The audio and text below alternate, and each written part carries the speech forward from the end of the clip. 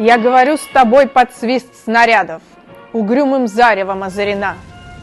Я говорю с тобой из Ленинграда, страна моя, печальная страна. Кронштадтский злой неукротимый ветер в лицо мое закинутое бьет. В бомбоубежищах уже уснули дети. Ночная стража встала у ворот.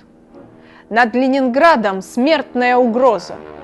Бессонной ночи, тяжек день любой. Но мы забыли, что такое слезы, что называлось страхом и мольбой.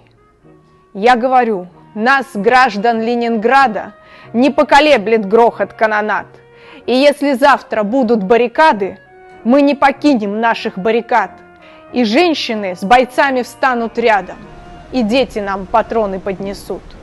И над всеми нами зацветут старинные знамена Петрограда.